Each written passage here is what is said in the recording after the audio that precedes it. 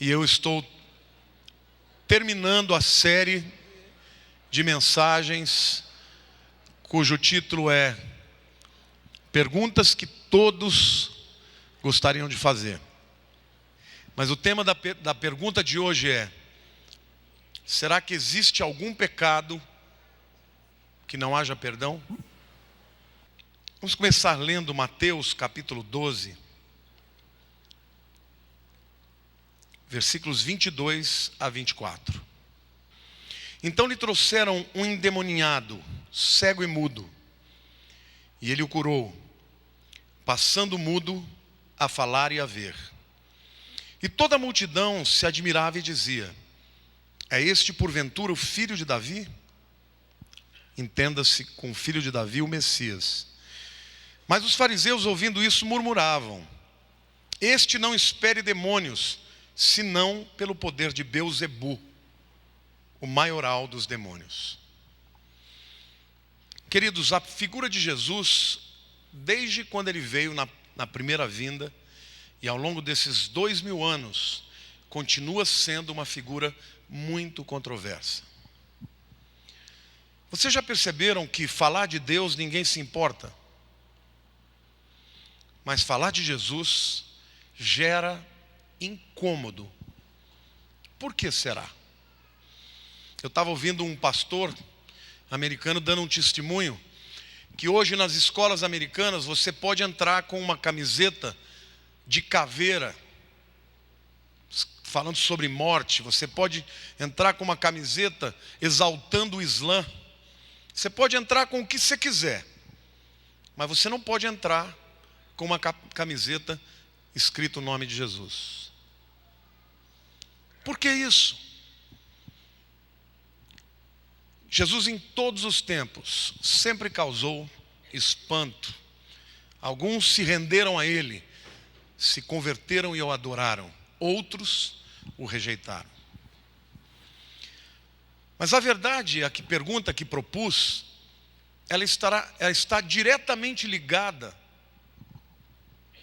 à maneira, à atitude que você tem para com Jesus. Será que há algum pecado para o qual não haja perdão? Esse texto que eu li nos fala de uma situação inédita. Ela não pode ser repetida. É uma situação inédita.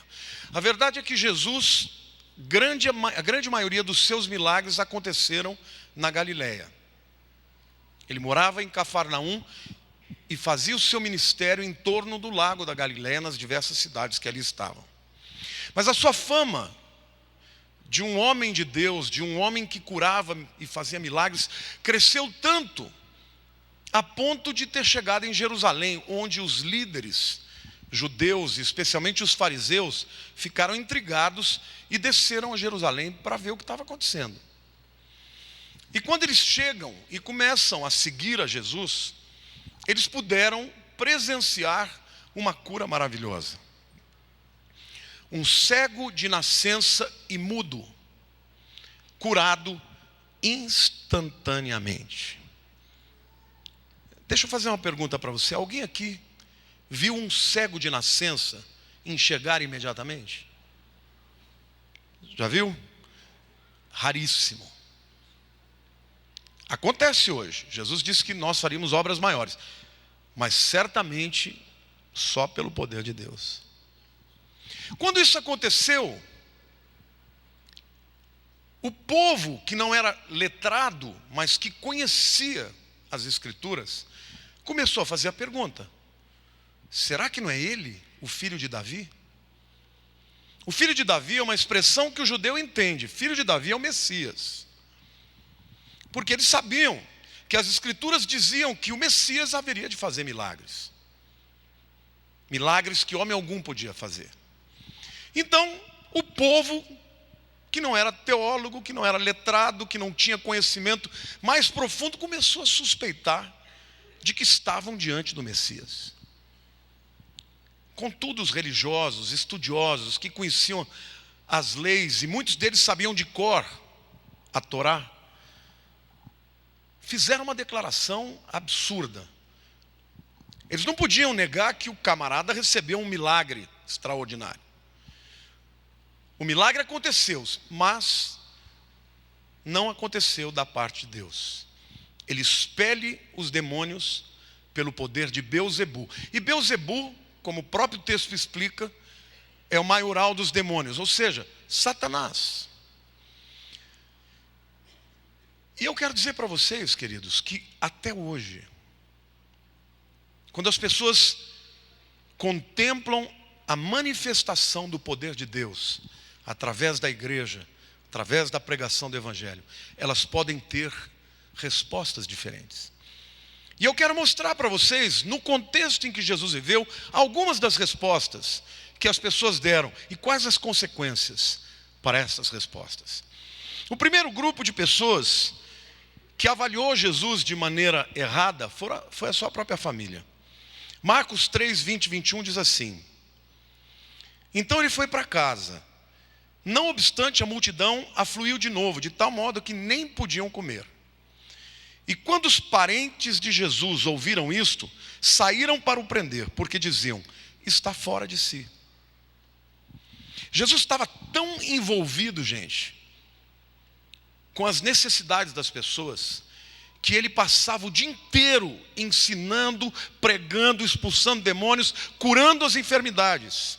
E a família dele falou assim: esse camarada vai morrer. Ele está exagerando, ele está fanatizando. Ele não faz outra coisa, ele não está nem comendo. O que nós temos que fazer? Vamos prendê-lo. Vamos trazê-lo à força. Porque ele está fora de si. Fora de si é maluco. Quantos aqui já foram chamados de maluco por causa da sua fé em Jesus? Se você já foi chamado de maluco, agradeça a Deus. Porque Jesus provoca isso nas pessoas. Amém? Lá em Atos 26, versículo 24, o apóstolo Paulo está em Cesareia, preso. E ele é arguído por Festo, o procurador romano. E Paulo, com toda a sua sabedoria, quase converteu o camarada. Mas olha o que ele diz.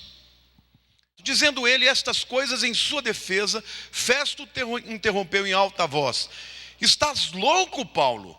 As muitas letras te fazem delirar. Ele falou: você é um camarada culto, preparado, mas você está louco. Então, se Jesus foi chamado de louco, se Paulo foi chamado de louco, se você for chamado de louco, diga: glória a Deus, que antes de mim outros grandes também foram. Amém? Agora, Jesus foi chamado de louco não porque era insano, não porque o seu discurso não tivesse razão, não fosse lógico, mas porque ele era radical. Aliás, essa palavra radical é uma palavra que as pessoas gostam de jogar na nossa cara, sim ou não? Você é muito radical. Deixa eu dizer uma coisa, nós somos radicais mesmo.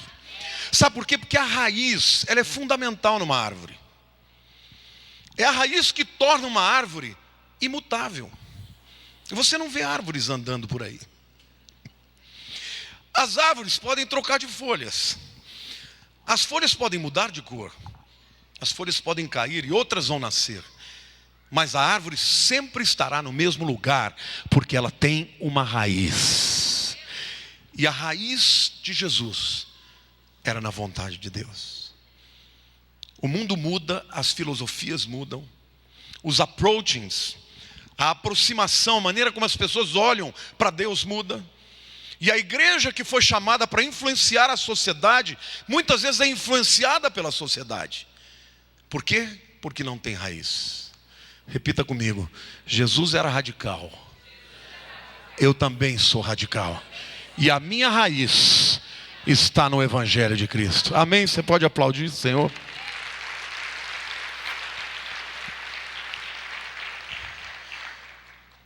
Mas a coisa fica pior. Se para a família de Jesus ele era louco, para os líderes religiosos ele era endemoniado. Em Marcos 3, 22, a palavra diz assim: os escribas que haviam descido de Jerusalém diziam: ele está possesso de Beelzebu, e é pelo maioral dos demônios que ele espere os demônios. Essa foi uma afirmação contundente, absurda, corajosa, por parte de pessoas que conheciam a Bíblia, sabiam dos sinais do Messias, mas tinham tanto preconceito, porque eles esperavam que Jesus viesse como eles. E de repente chega um jovem de 30 anos, com uma linguagem diferente, conversando com quem eles achavam que não podia conversar, tocando em quem eles achavam que não podia tocar, amando e não condenando, estendendo a mão e não expulsando, incluindo e não excluindo. E de repente eles falaram: esse camarada não está dentro do enquadramento da nossa religião. Aliás, gente, tem tantos legalistas hoje que se Jesus viesse, ele não estaria no padrão. Literalmente não estaria no padrão. Ele ia entrar e ia ser rejeitado. Por quê? Porque nós muitas vezes criamos o nosso sistema religioso. E esse sistema é tão rígido que nem o Espírito Santo nos convence do contrário.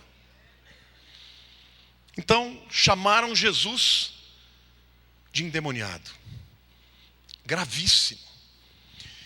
E a gravidade desse pecado está no fato de que, primeiro, quando Jesus diz que esse pecado não pode ser perdoado, esta blasfêmia contra o Espírito, existe uma razão clara e simples.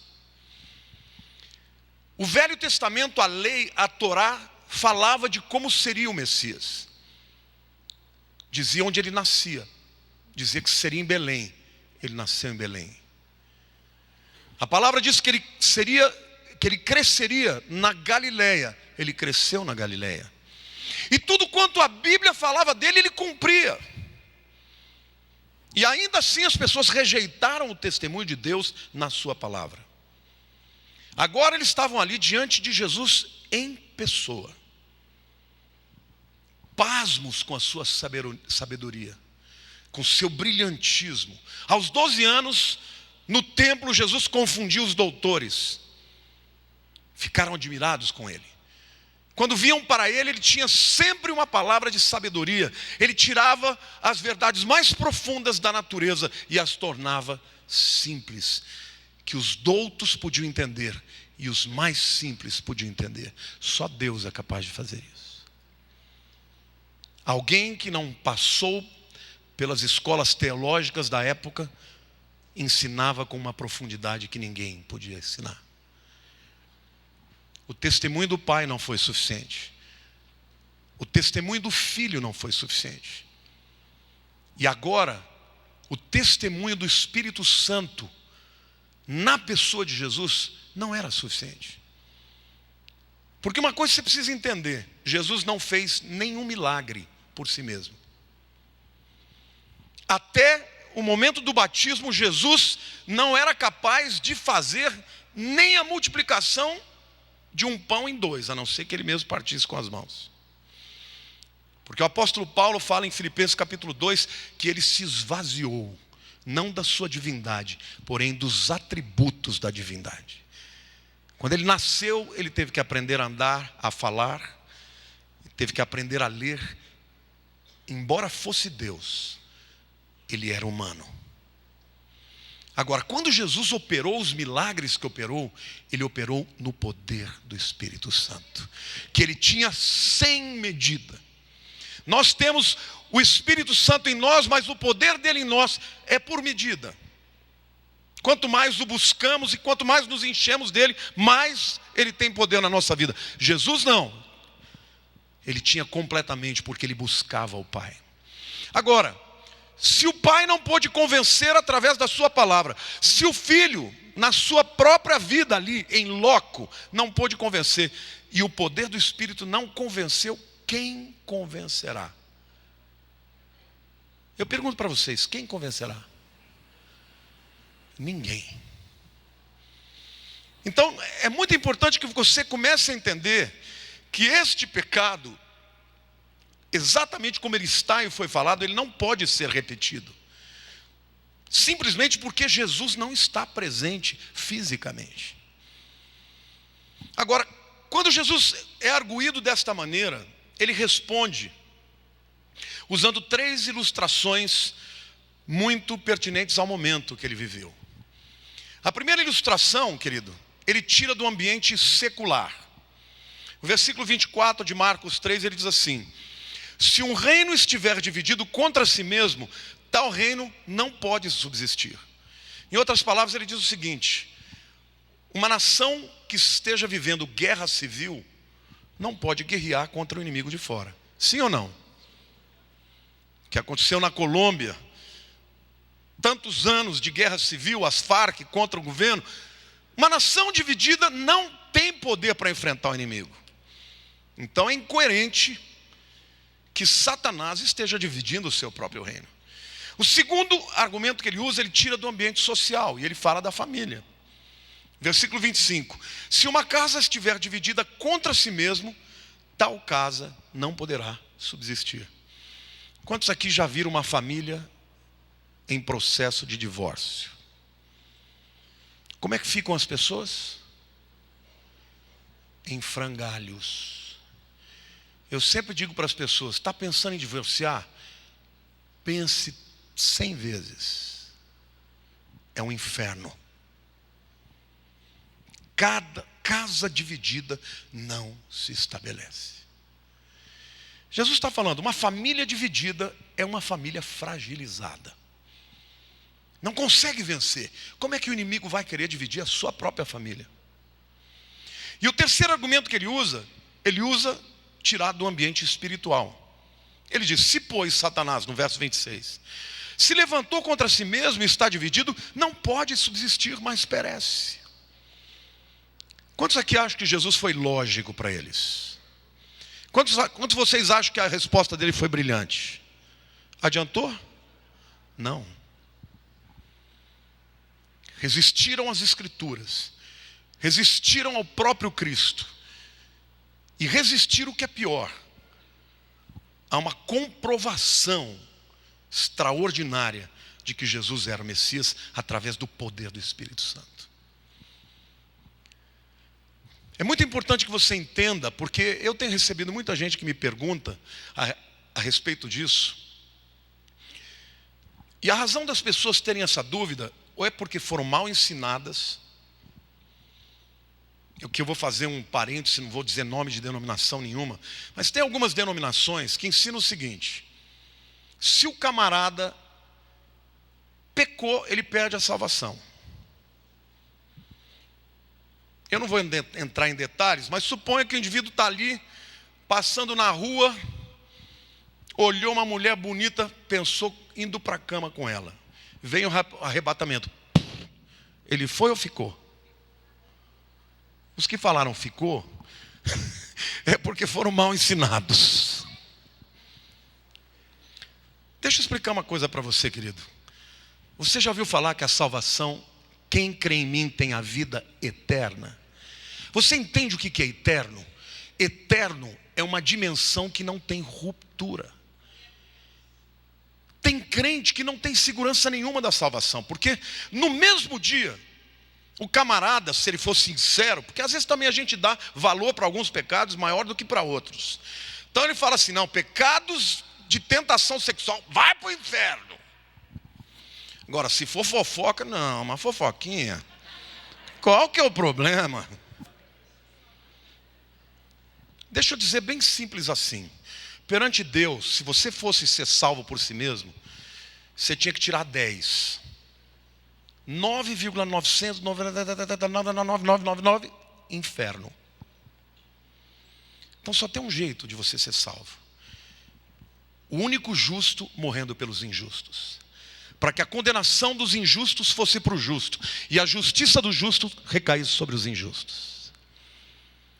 A Bíblia diz que quando você aceita Cristo pela fé, você se torna filho. E o relacionamento de filiação é inquebrantável. Quantos aqui são pais? Quem aqui mandaria o seu filho para o inferno porque ele fez uma coisa errada? Tem alguém? Se vós que sois maus, sabeis dar boas dádivas aos vossos filhos, que dirá o vosso Pai que está nos céus? Querido, nessa vida tem estudo. tem ex-marido, tem ex-esposa, tem ex-rico, tem ex-tudo. Ex-filho não tem. E a palavra de Deus diz: a todos quantos o receberam, deu-lhes o poder de serem feitos filhos de Deus, a saber, os que creem no seu nome. Amém? É óbvio que o pecado é horrível, e ele tem consequências horrorosas e drásticas. Paulo diz que quem caminha em pecado é escravo do pecado. E se você tem dúvidas do que eu estou falando, lê Romanos. Romanos, no capítulo 1, ele diz que todos os gentios pecaram. No 2 ele diz que todos os romanos pecaram. No 3 ele diz, então todos pecaram e destituídos estão da graça de Deus. No 4 ele começa a falar da graça através de Abraão e de Davi. No 5 ele fala, justificados, pois pela graça temos paz com Deus. E no 6 ele já vai falar o que todo mundo fala. Então posso pecar? Ele diz, maneira nenhuma. Porque quem caminha em pecado é escravo do pecado. Mas no 7, ele mostra a luta da carne e do espírito. Ele diz, o querer fazer o bem está em mim, mas não efetuá-lo. Porque o bem que eu quero não faço, o mal que eu não quero, este faço. Miserável homem que sou, quem me livrará do corpo desta morte? Graças a Deus por Jesus Cristo, nosso Senhor. Amém, irmãos? Então, é pela graça de Deus que nós somos salvos e permanecemos salvos. O pecado, ele te escraviza, ele destrói a sua casa, destrói o teu corpo. Mas Deus não risca o teu nome do livro da vida por causa do pecado. Qual é o pecado imperdoável? Rejeitar a Jesus.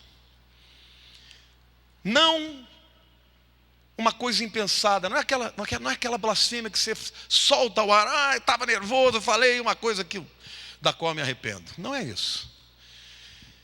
Este é um pecado pensado, refletido, repetido,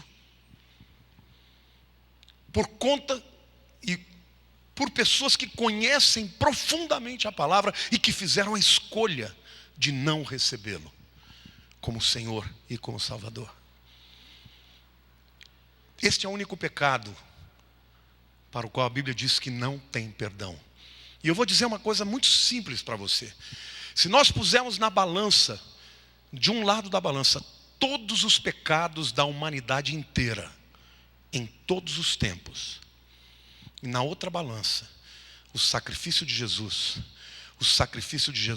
suplantará os pecados da humanidade. Onde abundou o pecado, superabundou a graça. Amém? Ora, então por que nós não andamos em pecado? Porque nós amamos a Deus.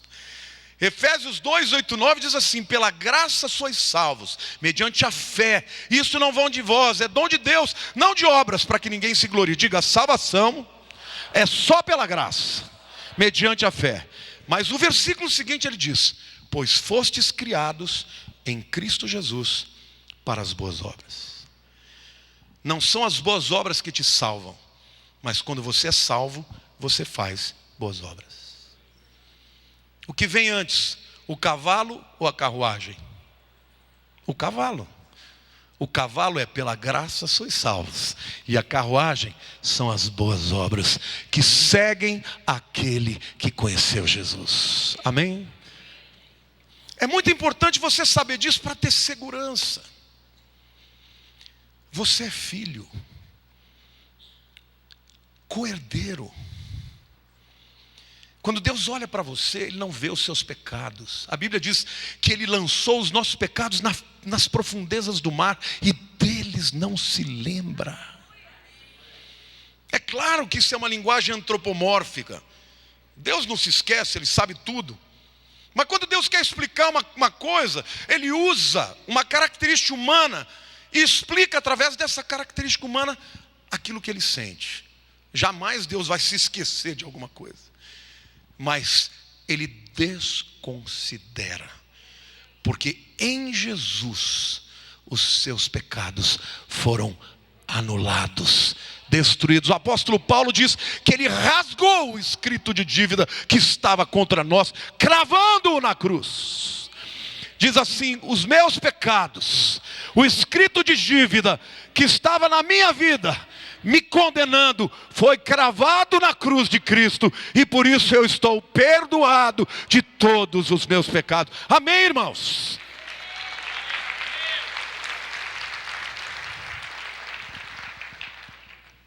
Jesus usa a terceira figura.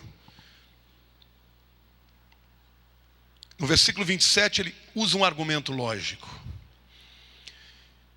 Ninguém pode entrar na casa do valente para lhe roubar os bens, sem primeiro amarrá-lo, e só então saqueará a casa. Era muito comum naquele tempo bandos de ladrões invadirem casas, amarrarem as pessoas e saquearem tudo. Naquele tempo as pessoas dominavam pela força. E Jesus falou: é assim que funciona. Para alguém entrar na casa de um homem forte e valente, ele tem que ser mais valente. E para ele poder lhe tirar os bens, ele tem que amarrar o valente. Em outras palavras, ele está dizendo: Satanás, o valente que possuía esse jovem, foi amarrado. Eu entrei na vida dele, amarrei o demônio e o libertei. É isso que o Senhor continua fazendo hoje, querido, na vida daquele que se entrega a Ele. Amém? Então a questão aqui, ela não pode ser repetida. Não é um pecado, é uma atitude de repulsa e rebelião. E nos nossos dias, como isso se dá? Eu quero dizer para vocês que para a família de Jesus ele era louco. Para os inimigos ele era endemoniado, mas para os seus discípulos ele era Deus. Jesus perguntou aos discípulos: o que dizem os homens que eu sou? E Pedro falou, os discípulos: uns dizem que é os profetas, outros Elias. E vocês, o que vocês acham? Tu és o Cristo, o Filho do Deus vivo. E Jesus diz: Pedro, não foi o homem que te revelou isso, mas foi o meu Pai que está no céu. E eu te digo uma coisa, Pedro, sobre esta declaração eu edificarei a minha igreja. Sabe qual é a mensagem do Evangelho? Jesus é o Messias, Salvador do mundo. Sobre esta declaração eu edificarei a minha igreja, sobre esta rocha, e as portas do inferno não prevalecerão contra ela. Amém? Agora, C.S. Lewis, um dos maiores filósofos, escritores do século XX, arguído pelos seus alunos de filosofia sobre Cristo, ele disse o seguinte: olha, Jesus Cristo só pode ter 3 possibilidades, não tem uma quarta. Ou ele é um louco, ou ele é um mentiroso charlatão, ou ele é Deus. Se ele é louco, você interna. Se ele é charlatão, você cospe na cara dele. Mas se ele é Deus, você se ajoelha e o adora. Não há lógica numa quarta possibilidade. Porque ele não foi um profeta que falou de amenidades, que nem hoje tem os profetas que vêm, assim diz o Senhor, estou vendo uma chave. Que chave, meu querido? Que é uma chave que não vai dizer a porta que é para abrir, você não precisa me dizer. Ah, estou vendo um documento. O que é? Está assinando o quê? Sabe por quê? Essas profecias, é assim que o povo é. Tem uma vidente aí outro dia que foi entrevistada, ela falou que não sei quem ia ganhar. Esse meu sogro que me contou hoje. Aí não ganhou, falou: mas por que não ganhou? O Amaury Júnior pergunta: por que não ganhou? Não, porque roubaram. Não, mas você não estava vendo o futuro? Jesus não é um desses que fica falando para os ventos, Nostradamus, que fala as coisas que ninguém entende e que qualquer um pode interpretar o que for. Ele dizia: eu sou o caminho, eu sou a verdade e a vida, ninguém vem ao Pai senão por mim. Quando discutiu com os fariseus a respeito de Abraão, ele disse: antes que Abraão existisse eu sou. Mas você não tem nem 40 anos, está dizendo que antes do pai Abraão. E ele começou a descrever o capítulo inteiro 8 de João para dizer que ele era Deus. Então ainda hoje, para você que entrou aqui, ou ele é louco, ou ele é mentiroso, ou ele é Deus. Os kardecistas dizem que ele é um avatar, é um homem iluminado. Não, ele não é um homem iluminado. Ou ele é Deus, ou ele é mentiroso. Mas para nós, ele é Deus. E todo aquele que confessa o nome de Jesus, querido, você sabia que você não vai nem comparecer no mesmo lugar do que os ímpios? Para eles está reservado o trono branco, para nós o tribunal de Cristo. E o tribunal de Cristo, a palavra no original, bimá, é o pódio, onde só se apresentam os vencedores da maratona da vida. Amém? E lá nós saberemos qual será o nosso galardão. Se é ouro, prata, pedras preciosas, madeira, feno ou palha. E como é que vai ser julgado? Pelo fogo da verdade. E a Bíblia diz que alguns vão entrar lá com cheiro de churrasco. Porque o fogo vai passar por tudo isso. Pelo ouro purifica, pela prata purifica, pelas pedras preciosas purifica, porque todas as gemas do mundo foram nascidas dentro de pressão e fogo. Mas quando a madeira, a palha ou o feno passam pelo fogo, não sobram nada. Mas mesmo estes, a Bíblia diz, todavia serão salvos, como que pelo fogo. Essa é a razão porque não vai ter ninguém no céu que vai dizer assim: eu estou aqui porque eu mereci. Querido, quando você chegar lá, quanto mais perto de Jesus você chega, mais consciente você entende que você é pecador e é por sua graça que nós teremos acesso a Ele. Amém? A minha resposta para muita gente que me pergunta, muitos porque vieram de igrejas legalistas que nunca ensinaram a graça. Eu já fui pregar em igrejas que a mulher subiu no púlpito antes de mim e foi falar. Ela falou: irmãos, lá no céu, quando as pessoas forem entrar, vai ter um anjo medindo as saias e o cabelo das mulheres. Você pensa que eu estou brincando? Eu estou falando a verdade. Porque para os homens é muito difícil entender a graça. Não pense você que você engrandece a Deus quando você acha que pode alcançar salvação pela sua vida. Quando você vai balizar o certo e errado, não use a sua vida, use a Jesus. Porque se você se balizar por qualquer pessoa, você pode ser melhor que ele. E é o que os legalistas fazem, olham de cima para baixo dos outros. Mas a Bíblia diz que quanto mais perto dele nós chegamos, mais nós temos consciência de que nada somos. O apóstolo Paulo, quando se converteu, ainda estava debaixo da égide da lei. Ele dizia: olha aqui, para os outros apóstolos, eu sou apóstolo igual a vocês. Vocês não me ensinaram nada, eu recebi direto do Cristo. No meio do ministério dele, no meio da vida dele, ele já estava dizendo assim: eu sou o menor dos apóstolos.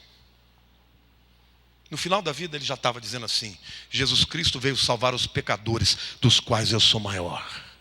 Eu pergunto para você, quando é que ele era mais crente? Quando ele entendia que ele era o maior de todos os pecadores. Queridos, a cruz ainda é o centro da mensagem. Jesus ainda é o nome que salva, que cura, que restaura, que transforma. E por isso nós não podemos permitir que ninguém possa tirar o brilho dessa mensagem. Amém? Se há um pecado que não tem perdão, é a rejeição contumaz, consistente, repetitiva, até que o indivíduo feche os olhos nessa vida. E aí, acabou. Mas se, contudo, no final da sua vida, como aquele ladrão da cruz, puder dizer: Filho de Deus, lembra-te de mim quando entrares no teu reino. Essa pessoa vai ouvir a mesma resposta: hoje mesmo estarás comigo no paraíso. Não é no purgatório, não é no subcéu, é no paraíso, na presença do Criador e do Salvador. Amém. Eu quero terminar essa palavra dizendo para você: o pecado nunca compensa. O que é a palavra pecado? No grego, hamartia. No hebraico, hatá. Nas duas línguas, o pecado significa uma coisa: errar o alvo. Toda vez que você sai da vontade de Deus e vai fazer aquilo para o qual você não foi chamado, você pecou. Toda vez que isso acontece, você está em pecado. O pecado, ele traz consequências. Destrói famílias, destrói indivíduos, destrói nações. Mas não há um pecado que possa suplantar o sacrifício de Jesus na cruz. Onde abundou o pecado, superabundou a graça. Querido, se você estiver em pecado, confesse o seu pecado. Jesus disse, a palavra de Deus diz, João diz, se confessarmos os nossos pecados, Ele é fiel e justo para nos perdoar os pecados e nos purificar de toda injustiça. Amém? Certa vez Jesus curou aquele enfermo que passou pelos tetos, né? E antes de mandar o camarada levantar, ele falou: teus pecados estão perdoados. E os judeus ficaram possessos. Como é que você vai ter autoridade para mandar perdoar pecados? Ele falou: o que é mais fácil? Dizer perdoados estão os teus pecados, ou levanta, toma tua cama e anda? Não discuta com ele. O adversário é o nosso acusador. Ele é o promotor, ele quem aponta o dedo. Quando ele vier apontar o dedo para a sua vida, diga assim: vai falar com o meu advogado. O meu advogado é Cristo. E querido, ele nunca perdeu uma causa. Não importa aonde você esteja na tua vida espiritual, Jesus tem provisão para a tua vida. Tem perdão para os seus pecados.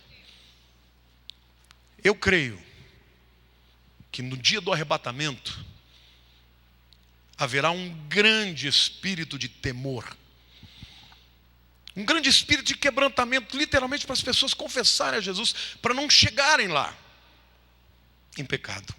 Mas algumas talvez não ouçam a voz do Espírito, mas se tiverem confessado Jesus, se tiverem se tornado filhos, estarão lá, não por aquilo que fizeram, mas por aquilo que Ele fez. Vocês entenderam o que é isso? Quando a palavra de Deus fala de expiar os pecados, a figura é da arca da aliança. Estão vendo aquela arca ali, aquela tampa onde estão os querubins? É chamado de propiciatório, ou de assento da misericórdia, porque segundo a tradição, Deus, quando vinha com a sua glória, Ele sentava na tampa da arca. Por isso, assento da misericórdia. E quando Ele se assentava lá, no dia da expiação, era para exercer misericórdia. Por uma razão: dentro da arca havia 3 elementos que condenavam o povo. As 2 tábuas da lei, que foram quebradas porque Moisés desceu do monte e o povo estava adorando o bezerro. O vaso do maná, que era a provisão de Deus e que eles chamaram de pão vil. E a vara de Arão, que floresceu porque o povo rejeitou a autoridade sacerdotal de Arão.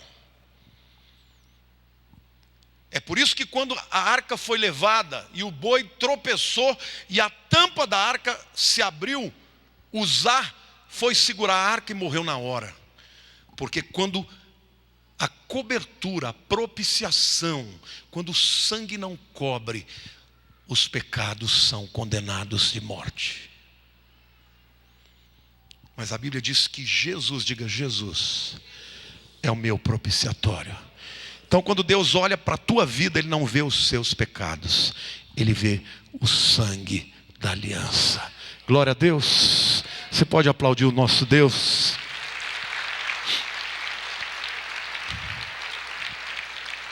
Eu quero terminar dizendo que existem até patologias da mente que geram culpas exacerbadas. Vocês já viram falar no transtorno obsessivo compulsivo, chamado TOC? Ele é classificado em 5 áreas. Tem gente que, se não lavar a mão 10 vezes, acha que vai morrer com germes. Tem outro tipo de doido que sai de casa, se não tentar ver 3 vezes que a chave está trancada, ele sabe que ele trancou, mas se não for 3, o ladrão vai entrar. Tem outros que, se passar numa rodovia, estou te falando tudo de gente que eu conheço ou que eu li, fica vendo a cerca contando, se não contar o número de cerca, a mãe morre. Isso é um transtorno obsessivo compulsivo. Obsessivo porque aquela área na vida da pessoa, ela não se livra daquele pensamento. E compulsivo porque ele é compungido a viver debaixo daquela cadeia. Pois é, uma das 5 classificações são os toques com pensamentos religiosos. Eu li na literatura da psiquiatria o caso de uma freira totalmente devota a Deus, mas toda vez que ela terminava de fazer oração, ela xingava a Deus de tudo quanto é jeito, com os piores palavrões. E isso acontecia desde a época que ela era menina, e ela foi ser freira para tentar lutar contra isso. É claro que tem demônio por trás disso, mas é claro também que isso é uma patologia psiquiátrica. Tem um rapaz na internet que toda semana ele volta com o mesmo assunto. Eu já aceitei Jesus. Você tem certeza que eu estou salvo? Tenho. Ah, mas e se eu fizer esse pecado? Querido, vai lá, eu vou lá e passo, gasto tempo. Passa 1, 2 semanas, ele volta com o mesmo tema. Eu falei, é toque, eu só não sou médico, não vou mandar ele procurar um psiquiatra. Mas se ele estiver me ouvindo, já entendeu o recado.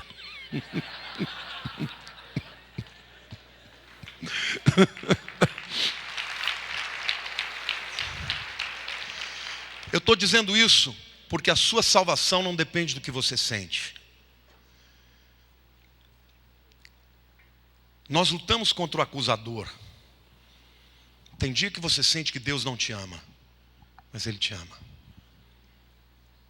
Tem dias que você sente que Ele te ama, Ele te ama da mesma maneira. Por isso, tome posse. Viva para Deus. Viva em paz. Jesus já te salvou. É muito bom ser filho.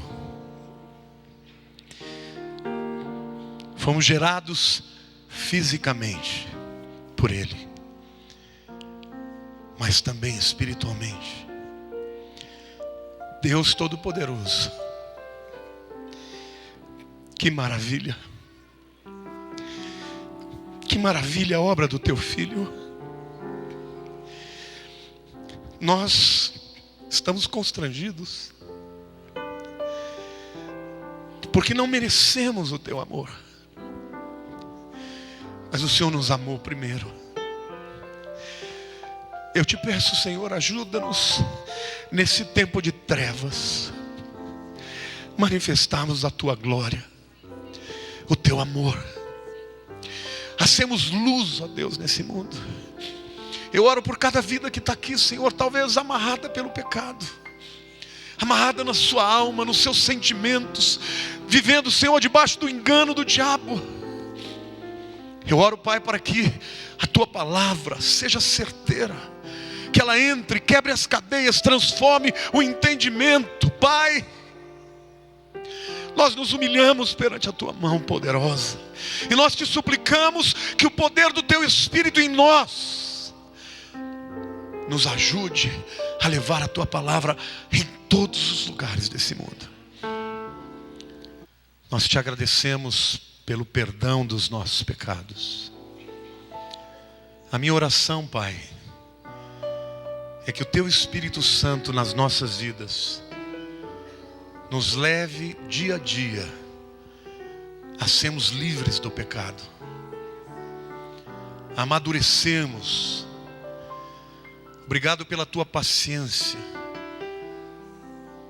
Porque nem todos abandonam os vícios e os pecados de uma vez. Mas vem com o trabalho do teu Espírito, que está em nós. E muitas vezes o entristecemos, outros até o apagam, mas Ele não nos abandona, permanece ali. E a minha oração, Senhor, é para que o Espírito em nós reacenda a chama de uma vida de santidade, de vitória sobre o pecado, de glória para o teu nome. Mas Pai, nós te pedimos que a voz do acusador não prevaleça sobre a voz do Salvador. Queremos andar sim na tua vontade, não por causa do medo do inferno, mas pela alegria do céu. Não por causa do terror do inimigo, mas por gratidão e amor ao Salvador. Nós nos dobramos de joelhos, porque reconhecemos que Ele é Jesus, Yeshua, Mashiach, o Messias, o Salvador, o Redentor da nossa vida, da minha vida, Senhor, e de todo mundo. E um dia toda a terra estará de joelhos, alguns aterrorizados, outros adorando o Senhor.